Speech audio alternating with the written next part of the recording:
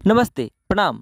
जैसे कि आप सभी को पता ही होगा, खेसारी लाल यादव को मगहिया जवान ने गाली दिया था और खेसारी लाल यादव इस बात को लेकर बहुत ही दुखी थे और अपने फेसबुक के माध्यम से, इंस्टाग्राम के माध्यम से और ट्विटर के माध्यम से ट्वीट कर बिहार के माननीय मुख्यमंत्री श्री नीतीश कुमार जी से न्याय का गुहार लगाए थे। तो चलिए, एक और बड़ी खबर आ रही है। सुशांत सिंह जैसा बनाया जा रहा है भोजपुरी इंडस्ट्री में खेसारी लाल यादव को भी।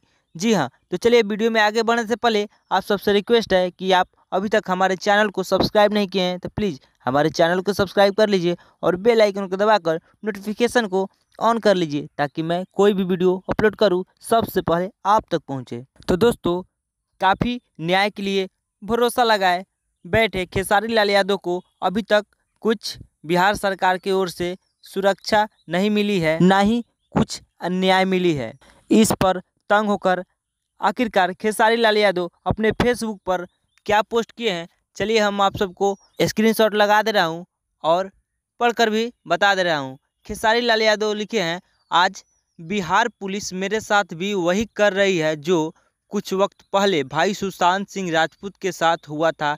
यह वही समूह है जिन्होंने अपने मन से एफआईआर करके पूरा नाटक किया, जिनसे इनको राजनीतिक लाभ मिला या मिलेगा और आज मुझे हर तरह से दौड़ाया जा रहा है।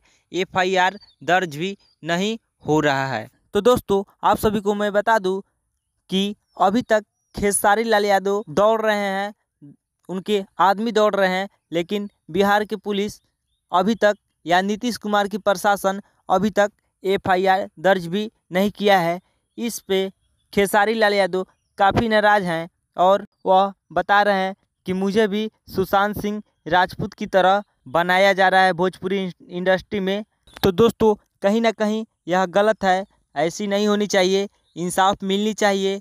और यह वीडियो कैसा लगा आप सभी को कमेंट करके ज़रूर बताइएगा।